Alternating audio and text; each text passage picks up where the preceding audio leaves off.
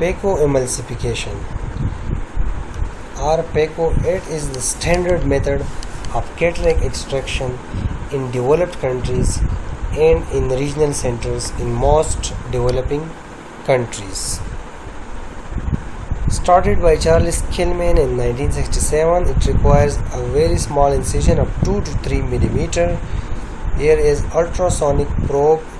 It is used to trench, emulsify and aspirate the cataractous lens. The wound is self-sealing, stigmatically neutral, anatomically better wound strength and less incidence of complications, and a foldable IOL is used. Phacodynamics. So choosing appropriate sitting makes surgery safer and easier. The first phacodynamic is level of the irrigating bottle. It should be above the patient's eye. Is set to maintain the anterior chamber stability and with reasonable intraocular pressure. Infusion flow is proportional to the height of a bottle. Infusion flow rate, which is usually 60 to 80 centimeter and 30 to 50 ml per minute.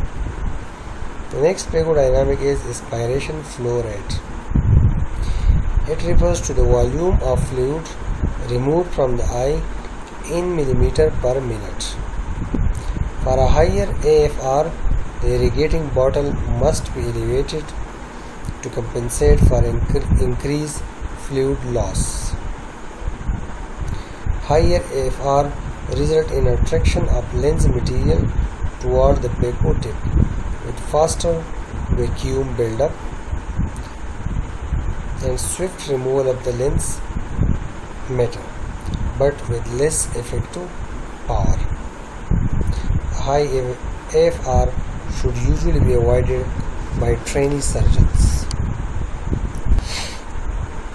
Vacuum is measured in millimeter of mercury. It is generated during occlusion when the pump is attempting to aspirate fluid. Vacuum level determines how tightly material is held by the phaco tip when occluded, providing the ability to manipulate lens pigments. High vacuum can decrease the total power required to remove the lens. As with AFR, a lower vacuum setting slows down the speed of intraocular events, reduces the intensity of surge, which we will discuss, and makes inadvertent aspiration of iris or lens capsule less likely. So low vacuum, less complications. Post-occlusion surge. When occlusion of the phaco tip by the lens material is broken, pent-up energy results in a sudden temporary increase in outflow. This is known as surge. So this may result in complications such as capsular rupture, and as far as possible is suppressed by modern phaco machines.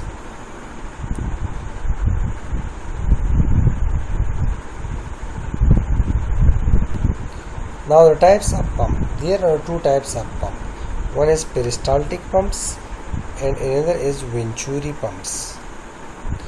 The main implication of the type of pump employed by a particular phaco machine is the effect on vacuum behavior. Peristaltic pumps are peristaltic flow pumps. They pull fluid. Here is the fluid and this is peristaltic pump. This pump will pull this fluid. How? So they pull the fluid and the lens material into the phaco tip. This is phaco aspiration, a tube connected to phaco handpiece. Through this, the lens material is pulled. So the lens material is pulled and the fluid is drained by compressing tubing. Here is the compressing tubing or variable speed rollers. So these are pinch rollers and they compress phaco tubing. Phacotubing and milk the fluid. And this is rotation of rollers. Vacuum is only generated when occlusion of the tip occurs. So here when occlusion of the tip occurs, vacuum is generated. After this, the pump slows and stops when a set of maximum is achieved. So this is peristaltic pumps. Here is fluid drainage bag. Here is Phaco aspiration tubing connected to Phaco handpiece, and these are pinch rollers. They compress the Phaco tubing and milk the fluid. There is precise control over the vacuum level and flow rate. The surgeon can adjust the speed of the rollers. So the speed of these rollers can be adjusted to increase or decrease the suction power. Here the suction power, and generate vacuum only when the Phaco tip is occluded, may not generate a high flow rate. The next is Venturi pumps. Venturi vacuum pumps. So it creates a negative pressure. How?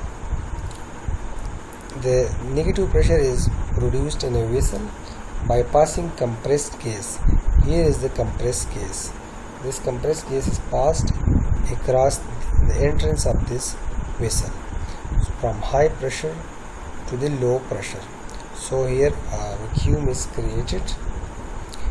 This has the practical effect of synchronizing vacuum and AFR. So there is generally no independent means of adjusting the AFR. Depression of the foot pedal increases vacuum towards the preset maximum independent of occlusion. So the vacuum is increased and it is independent of occlusion. And tip vacuum is therefore always available. So it provides a high level of suction force. It uses compressed case to create vacuum. It increases the risk of complications such as capsule rupture or damage to the cornea. So here again peristaltic pumps and Venturi pumps. Peristaltic pumps are flow based. Venturi pumps are vacuum based. Peristaltic pump are the vacuum is created on the occlusion of Phaco tip, and here vacuum created instantly via the pump. Here the flow is constant until occlusion. Here the flow varies with vacuum level. Here drains into soft bag, and here drains into a rigid cassette. And there is diaphragm pumps. These pumps use a flexible diaphragm to create a vacuum pressure that is used to remove the cataract fragments and fluid from the eye. Diaphragm pumps are relatively new and have gained popularity due to their ease of use, quiet operation, consistent performance. Hybrid pumps are offered by some modern machines.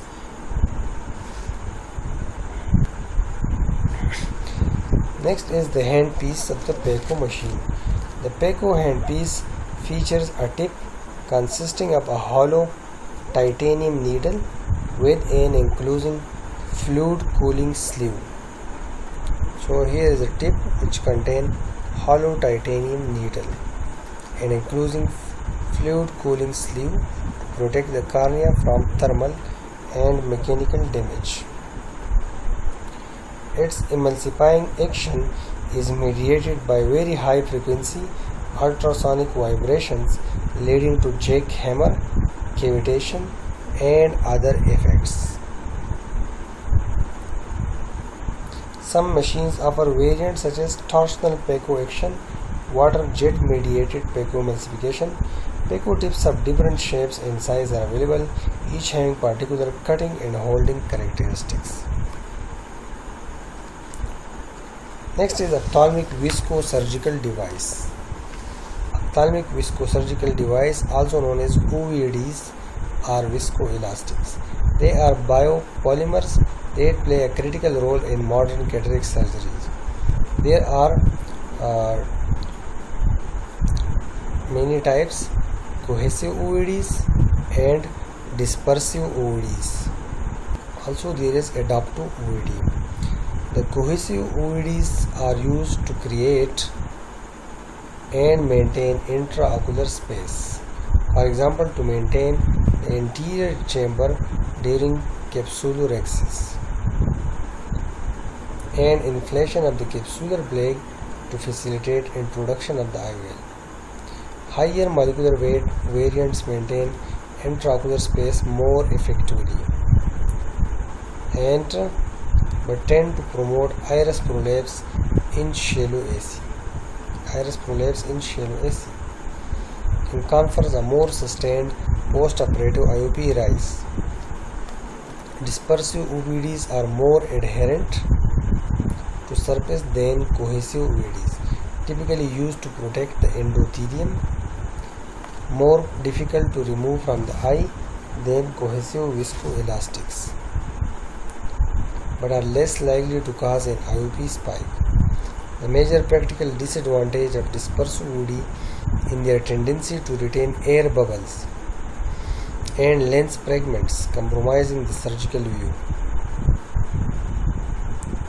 So here you can see the cohesive have the ability to maintain space impression, while dispersive have the ability to coat and partition. So here more liquid, here more solid. Adaptive OVDs display mixed characteristics by providing a balance between cohesive and dispersive properties. Soft shell technique involves the injection prior to the capsulotomy stage of an outer dispersive layer. Here you can see outer dispersive layer and followed by inner cohesive nucleus. Some surgeons use this routinely, others only for eyes at a higher risk of corneal decompensation, for example corneal guttata. Pupillary manipulation in eyes with small pupils. A high molecular weight cohesive viscoelastic like Helen GV. So for small cohesive. So cohesive, which we have discussed, which was used to create and maintain the intraocular space. It is also used for small pupils. It pushed the iris away from the lens.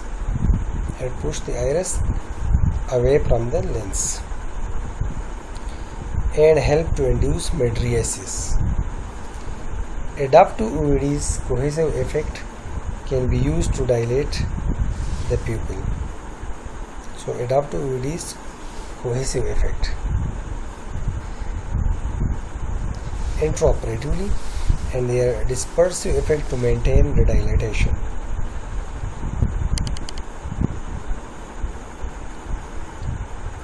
So adaptive OVDs first dilate the pupil and then maintain their dilatation.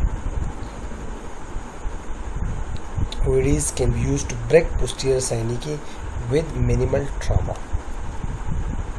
Cortical manipulation. OVDs can be useful to dissect cortex away from the lens capsule to minimize traction on fragile zonular ligaments.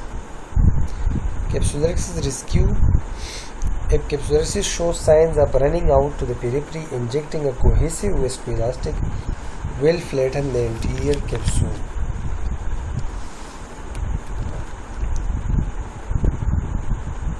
Aiding the exertion of centrally directed vector and help to expand the pupil. Capsular rupture.